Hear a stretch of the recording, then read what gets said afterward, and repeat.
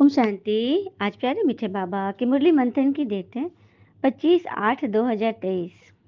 तो आज हमारी संस्था की सबसे प्रमुख पहली प्रशासिका प्रकाश मणि दादी जी की पुण्यतिथि है, जब ब्रह्मा पिता लेखरा दादा जब इस शरीर से उपराम हो रहे थे, तो उन्होंने दादी का हाथ पकड़कर अपनी सारी शक्तियां विल कर दी और उन्हें इस संस्था की बागडोर थमा दी, जिसे दादी ने कुमार का नाम से दादी सभी बच्चों की पालना करी और आज के दिन अव्यक्त हो गई।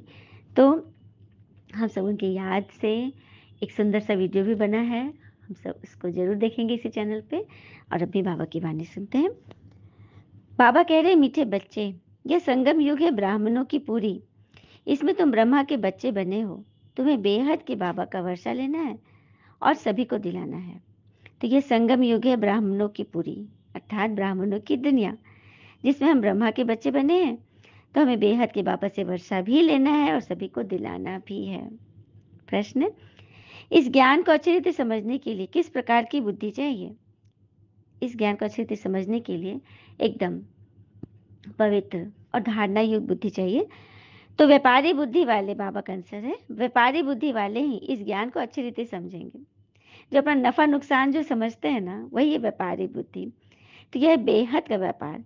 बाबा बच्चों को भिन्न भिन्न कमाई की युक्तियां बताते रहते हैं। बच्चों का काम है मेहनत करना। ऐसी युक्ति निकालनी चाहिए जिससे स्वयं की भी कमाई जमा होती रहे और सर्व का भी कल्याण हो। बाबा की याद और सेवा ही कमाई का साधन है। बाबा की याद और सेवा ही कमाई का साधन है। तो कैसी बुद्धि होनी चाहिए? जो युक्ति निकाले कि भगवान के द्वारा, भगवान के सिवाय हमारा कल्याण करने वाला कोई नहीं है, और जो बाबा ने हमें सिखाया है तो उसे हमें अपने पर यूज करना है। तो हमें ऐसी कमाई जमा करते रहनी है जिससे सर्व का कल्याण हो, और बाबा की याद और सेवा ही कमाई का साधन है। हुँ? कहते हैं ना, आज जमाना ऐसा हो गया कि घर से मंदिर जाने तक की फुर्सत नहीं है, लेकिन शरीर छोड़ने पे क्या कहते हैं? सीधा स्वर्ग जाएगा, है ना? उल्टी बात है ना। गीत है, रात के राही थक मत जाना, सुबह की मंजिल दूर नहीं, थक मत जाना हो राही, थक मत जाना, रात के राही। ओम शांति। पारलौकिक पिता बच्चों के प्रति समझा रहे हैं। कहते हैं, बच्चे, मुझे अपने पारलौकिक परम पिता परमात्मा को कभी मत भूलना। गाया भी जाता है ना, गीता का भगवान, बाइबल का भगवान व कुरान का भगवान कभी कोई नहीं कहेंगे। कोई भी धर्म स्थापन करने वाले ऐसे नहीं कहेंगे कि हे बच्चे, अब मुझ पारलौकिक पिता को याद करो। ऐसे कोई किसको कह नहीं सकते। बच्चा पैदा होता है, बाबा को जानते हैं, बाबा को ही याद करते रहेंगे क्योंकि वारिस है। किसी घर में बच्चा पैदा होता है तो पिता को जानता है ना, क्योंकि उसका वारिस बनता है। तो ये बाबा कहते हैं, मेरे सिके लदे बच्चों, अब तुमको मेरे पास आना है। मैं तुम बच्चों को परम धाम निर्वाण धाम ले चलने के लिए आया हूँ। तुम भक्त मुझ भगवान को याद करते थे, अब मैं कहता हूँ तुम मुझे निरंतर याद करो। मैं तुमको सुखधाम ले चलता हूँ। अपने दिल अंदर देखो, तुमने आधा कल्प कितना दुख उठाया है। पहले से ही इतना दुख, हाँ, नहीं मिलता था, शुरू से नहीं मिला। द्वापर से आया दुख, जब विकारी आत्माओं का संग कर ली, पीछे दुख वृद्धि को पाता है। और आज तो दुख हर घर में, हर घर की मतलब एक मेन इंग्रेडिएंट के रूप में काम कर रहा है ना। मन का भोजन है दुख, चिंता, परेशानी। जनरली देखा जाता है कि आज घर में सबसे ज़्यादा युगल आपस में बहुत अनबन रहती है। बहुत कम ही पेयर ऐसा होगा जिसके अंदर दोनों एक दूसरे के साथ एडजस्ट करते हैं और एक दूसरे को समझते हैं। अच्छी अंडरस्टैंडिंग, ट्यूनिंग सेट रहती है। चलिए इस पर एक प्रसंग सुनते हैं। एक बार की बात है, एक गांव में एक दंपति थे, जिनमें कभी, लेकिन वो संत प्रवृत्ति के थे वो व्यक्ति, कभी उनमें झगड़ा नहीं होता था। और दूसरे जगह उन्हीं के बगल में एक पड़ोसी रहता था, जो पति पत्नी में हमेशा हर बात के लिए झगड़ा, गलतफहमियां, बड़ा दिक्कत।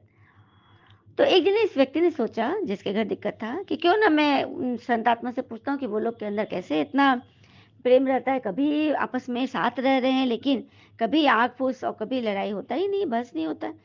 चलो जाके पूछता हूँ। तो वो व्यक्ति वहाँ संत के यहाँ गया। तो संत जी ने उसको बिठाया कि बैठिए। हाँ, गृहस्थी थे लेकिन विचार से संत थे। तो बोला कि सो आप कैसे शांति से रहा जाए? आप लोग में ज़रा भी अनबन नहीं होती, इसका कारण मुझे बताएँगे क्या? बोले हाँ, हाँ, क्यों नहीं? फिर उन्होंने पत्नी को आवाज़ दिया कि सुनो, दोपहर का समय था, पूरा लाइट था चारों तरफ, एक लैंटर्न जला के ले आओ तो। पत्नी अंदर से एक लैंटर्न जला के लाके रख दी और फिर ये लोग बात करते रहे, अपना इधर-उधर की बातें कर रहे थे। कुछ देर में तब फिर वो बोला कि आप मुझे जवाब क्यों नहीं दे रहे हैं? इधर-उधर की बातें कर रही तो। हाँ, हाँ, दे रहा हूँ ना। फिर उन्होंने आवाज़ दिया पत्नी को कि सुनो, कुछ मीठा होगा तो ले आना तो खाने के लिए। वो चली गई और थोड़ी देर में लेकर आई तो नमकीन लेकर आ गई। संजय कुछ नहीं बोले, अपने भी खाए प्लेट इसके तब बढ़ा दिए कि खाइए। फिर इधर-उधर की बातें की, फिर थोड़ी देर बोला कि आप मुझे जवाब तो नहीं दे रहे हैं। तो बोला क्या तुम्हें पता नहीं चला? तुम्हें जवाब नहीं मिला? मैं तुम्हें जवाब दिखाने की कोशिश कर रहा था। तो दिखाने की कैसे? तो तुम्हें अटपटा नहीं, तुम्हें अभी जो पत्नी को जो बुलाया तो तुम्हें कुछ अटपटा जैसा लगा? हाँ, मुझे तो लग ही रहा था, लेकिन मैं नहीं बोल रहा था कि पता नहीं क्या बात है। अच्छा क्या लगा? यही कि पहली बार आपने इतनी रोशनी में भी आप उनको बुलाया और बोले कि लालटेन लेकर आओ और वो कुछ बोली नहीं, चुपचाप लैंटर्न जला के दे दी। और दूसरी बार आपने मीठा मँगाया, उन्होंने नमकीन ला के दे दी। फिर भी आप हलचल में नहीं आए, कुछ बोला नहीं। तो ये क्या राज है? तो बोला यही तो राज है, यही तो राज है। हम दोनों में ऐसी ट्यूनिंग है। मैंने पहली बार उसको लैंटर्न जलाने बोला, तो वो ये समझी कि इतनी रोशनी होते हुए भी यदि ये माँग रहे हैं, तो ज़रूर कुछ काम होगा इनको, इससे मुझे क्या लेना-देना? और वो चुपचाप ला के रख दी, कोई बहस नहीं की, कोई प्रश्न नहीं की। और दूसरी बार जब मैं मीठा लाने को बोला, वो नमकीन लेकर आई, तब मैंने कोई प्रश्न नहीं किया मन में। मैं सोचा कि शायद मिठाई घर में नहीं होगी और मैंने कहा था कि जल्दी ला के दो, जाना है इनको। और यही सोची कि अति शीघ्रता में तो कुछ मीठा बन नहीं पाएगा, तो वो उसके पास जो था वो ला के दे दी। मैंने ये सोचा। तो अच्छा, तो हाँ, यही तो वो कारण है कि कोई अगला बोल रहा है कुछ तो अपनी सोच से ही बोल रहा है ना, उसको अगले को समझना है और उसकी बात भी पहले वाले को समझना है कि हो सकता है ये कारण होगा। हम लोग क्या करें, अनुमान गलत लगा लेते हैं कि हो सकता है उसमें ये कर दिया होगा, वो ऐसे ये गलत है, वो गलत है। ये करने से ना, गलत शब्द लगाने से तो फिर गलत, गलत, गलत ही होता जाता है। तो देखा, इसी कारण से ना ये दुनिया क्या बन गया है, दुख धाम। हुँ? अब बाबा कह रहे मैं ब्रह्मा मुख कमल द्वारा तुम बच्चों को समझा रहा हूँ। समझाने दी जाती है ब्रह्मा मुख वंशावली ब्राह्मणों को, जो मेरे ज्ञान को सुनते हुए ब्रह्मा मुख से, जिनके मुख से मैं ये ज्ञान सुनाता हूँ ना, जो बच्चे सुनते हैं, मैं उन्हीं को समझाता हूँ। हुँ? और तुम सम्मुख सुनते हो, समझते हो कि हम निराकार शिव बाबा के सब बच्चे हैं। बरोबर हम ब्रह्मा द्वारा शिव बाबा से वर्षा ले रहे हैं, राजयोग सीख रहे हैं। और तुम सब आपस में क्या हो गए, पारलौकिक भाई बहन, क्योंकि एक पिता के बच्चे हो गए ना। तो बाबा आगे समझा रहे हैं, बच्चे हूबहू 5000 वर्ष पहले मुआफिक तुम बुद्धि का योग लगाओ, तो तुम्हारे विकर्म विनाश हो जाएंगे, पाप भस्म हो जाएंगे। बाबा की याद को ही योग अग्नि कहा जाता है। इस सर्वशक्तिमान बाबा की याद में रहने से तुमको शक्ति मिलेगी। शक्ति पर बता रही हो ना, किसी के मन में ना कुछ ऐसी बातें धर कर जाती है जो, अब जैसे कि राजनीति में भी नेता के बारे में भी मन में ऐसा छवि बैठ गया ना, वो ब्लैक साइड बैठ गया ना, जो हट ही नहीं पा रहा है और ये उस पे दाग लगता जा रहा है। तो इससे क्या हो रहा है ना कि हम, और यदि मास स्केल पे लोग ऐसा सोचे, तो उस नेता के चरित्र पे ऐसा दाग या वो जो काम जो नहीं कर रहा है, उसमें हम पावर भर रहे हैं। यदि अभी से ही प्योर वाइब्रेशन रखें, शुद्धता से चले और एक दूसरे को समझाए दें कि अपने वाइब्रेशन तो कम से कम प्योर करो। यदि पूरी दुनिया के वाइब्रेशन उस नेता के प्रति सही हो जाए, तो वो काम सही हो जाएगा, 100% हो जाएगा। घर में भी देखिए ना, कोई एक्स बुजुर्ग हैं जो कि बहुत चिड़चिड़ करते हैं, बहुत गुस्सा करते हैं। यदि घर के अगर 7-8 लोग हैं, वो लोग सारे उसके बारे में नेगेटिव बोल रहे हैं, तो उसका वो नेगेटिव का संस्कार कभी खत्म नहीं होगा, वो और बढ़ेगा। क्योंकि सभी, वो तो अग्नि जैसा जल रहा है और सभी उसमें नेगेटिव सोच के संकल्प की घी डाल रहे हैं, तो वो और बढ़ रहा है। तो क्या करना है, पानी डालना है, शीतल जल डालना है, अपनी तरफ से तो पॉजिटिव वाइब्स रखना है, काम हो जाएगा। ठीक है, तो ऐसा करना है सभी को। तो ये बाबा कहते हैं कि मैं आकर ब्रह्मा मुख से सुना तो जरूर मुझे रथ चाहिए, जिस रथ में मुझे सवारी करनी होती है। बाबा जो स्वर्ग स्थापन करते हैं उस स्वर्ग के तुम चक्रवर्ती राजा बनते हो।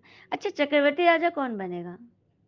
ये तो हमें ज्ञान तो है सिंपल कि जो सुदर्शन चक्र फिराएंगे वही चक्रवर्ती राजा बनेंगे, लेकिन इसके अंदर एक गूढ़ रहस्य छिपा हुआ है। चक्रवर्ती राजा वही बनेंगे जिसे सभी लोग स्वीकार करेंगे। सभी लोग जो आपके अगेंस्ट है, जो नेगेटिव आपके बारे में सोचते हैं, वो भी जब आपके बारे में पॉजिटिव सोचने लगे कि नहीं ये तो बदल गए हैं, ये बहुत अच्छे हो गए, मैं अब इनका दोस्त बन सकता हूँ, आपको हर तरह की बातें बता देते, मन से जुड़े हैं, तभी आप बनोगे चक्रवर्ती राजा। जब सारी प्रजा आपसे खुश, परिवार खुश, ब्राह्मण परिवार खुश, तभी होगा, है ना? तो ये बात है। बाबा कहते हैं ये संगम युग है ब्राह्मणों की पूरी, फिर रुद्रपुरी में जाकर विष्णुपुरी में आते हो। पहले पहले रुद्रमाला में वह आएंगे जो निरंतर याद करेंगे। सूर्यवंशी चंद्रवंशी राजाएं बनते हैं ना, तो निरंतर याद जो करेगा, जो श्रीमत पे चलेंगे, चक्रवर्ती राजा बनने के जिसके अंदर सारे गुण होंगे। अभी तुम आए हो यहाँ पे पाठ बजा रहे, स्वीट होम से आए हो, तुम गोरे थे सत्युत्रता में और अभी काम चिता पर बैठकर काले हो गए, तो सुंदर से श्याम बन गए। भारत बड़ा सुंदर था, नाम ही स्वर्ग था, अभी नरक बनाया, तो बाबा उसी को तो स्वर्ग बनाने आए हैं। लेकिन सारा पुरुषार्थ पर मदार है। किस पर मदार है? सारा पुरुषार्थ पे मदार है, क्योंकि कहते हैं ना, जमीन अच्छा हो, हम्म, लेकिन खाद अच्छा नहीं हो, पानी अगर खारा हो तो फूल नहीं खिलेंगे। सुना? जमीन उपजाऊ हो लेकिन खाद अच्छा नहीं है, जो जल डाल रहे हो, पानी तो है लेकिन वो खारा हो तो फूल नहीं खिलेंगे। उसी तरह भाव अच्छे हो, विचार भी अच्छे हो, मगर वाणी खराब हो तो संबंध नहीं टिकेंगे। तो सब कुछ हमें सही ढंग से बोलना है, अपनी बात सत्यता की, सत्यता है लेकिन सभ्यता की चाशनी में डालकर बोलो तो काम करेगा, है ना? फिर बाबा कहते हैं कि तुम मुझे पुकारते आए कि हे पतित पावन आओ, तो पुजारी भक्तों को भक्ति का फल मिलना चाहिए ना। तो भक्ति के फल में भगवान स्वयं आ गए मिलने के लिए, और सभी की मनोकामना पूर्ण करने, सुख शांति संपन्नता की मनोकामना पूर्ण करने भगवान आ गए। मनुष्य भगवान को याद करते हैं तो जरूर भगवान को सृष्टि पर आना पड़े। कहते हैं कि सृष्टि पर आकर भक्तों को भक्ति का फल देता हूँ, मुक्ति व जीवन मुक्ति, शांति व सुख देता हूँ। दुनिया में सुख शांति व संपत्ति ही मांगते हैं। मनुष्य तो संपत्ति के लिए पुरुषार्थ करते कि धनवान बने। सही बात है। देखो, सभी चाहते हैं कि जो भी हमारे अंदर कमी है, हम अपने वेतन से किसी की मदद कर सके। तो उसके लिए हमें क्या करना है? सबसे पहले मन से पॉजिटिव, कि जो कुछ भी हमें मिल रहा है ये हमारे कर्म के हिसाब से मिल रहा है। उसके लिए कोई निमित्त भर बन जाता है, चाहे कोई नेता हो, सरकार हो, या कोई घर का परिवार हो, वो सिर्फ निमित्त बनता है। हमें हमारे कर्मों के अनुसार ही मिल रहा है। लेकिन यदि अपना कर्म, अपनी सोच को सही कर ले, तो हम बिगड़े हुए कर्म को भी बना सकते हैं। ये ताकत भगवान ने हमें दी है, और वही सिखा तो रहे हैं बाबा हमें। हम्म, तो सीखना है ना सभी को। हम्म, बाबा कहते तुम सब प्राप्ति संपन्न थे, लेकिन अभी क्या हो गए? गाते हो ना, हमारे में कोई गुण नहीं। तो सारे गुण भरने के लिए, भरवाने के लिए बाबा हमें ये ज्ञान श्रीमत दे रहे, जिससे हमारे अंदर खोई हुई सारी शक्ति, खोए हुए सारे सम्मान, सब कुछ प्राप्त होगा अपनी सोच को जब हम सही कर लेंगे।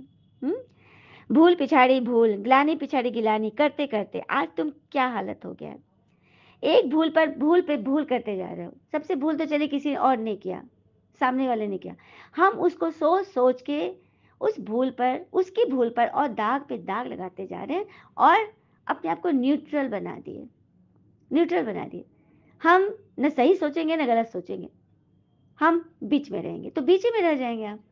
सही सोचना होगा, सही संकल्प करने होंगे, शक्तिशाली संकल्प करने होंगे, और हर एक का संकल्प जब एक समान हो जाएगा तो वो चीज तो हमारी हुई की हुई, है ना?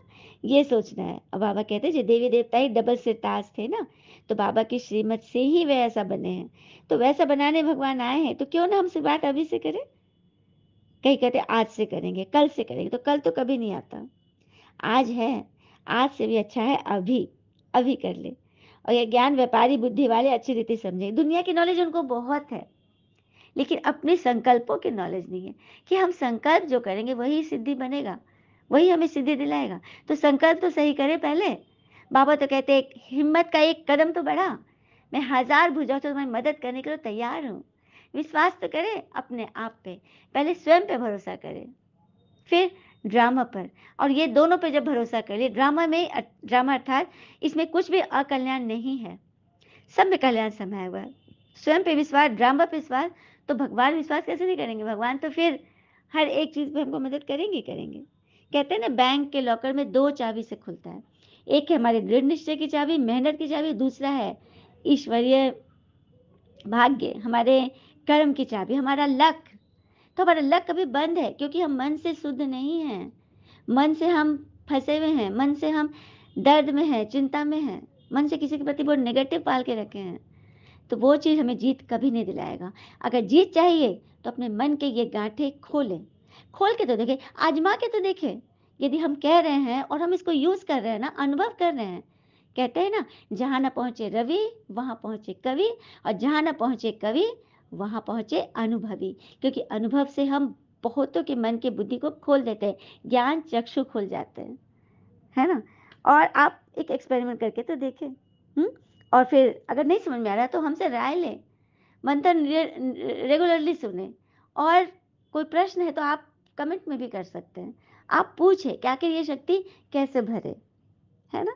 योग की विधि बताई जाएगी, और योग से ही शक्ति मिलती। सिर्फ ज्ञान तो ईज़ी है, 5-6 साल का बच्चा भी ज्ञान बता देगा कि फलना बाबा ऐसा है, ऐसे हमें करना है, सुदर्शन चक्रधारी बनना है। लेकिन कैसे बनेंगे, शक्ति कहाँ से मिलेगी? तो योग से। योग में भगवान से हमें शक्ति मिलती है। तो ये तो करना होगा। अच्छा, मीठे-मीठे बच्चों प्रति भगवान की नमस्ते, हम बच्चों के भी प्यारे बाबा को नमस्ते। धारणा के लिए मुख्य सार, पहली पॉइंट, रुद्रमाला में पहला नंबर आने के लिए निरंतर बाबा की याद में रहना है।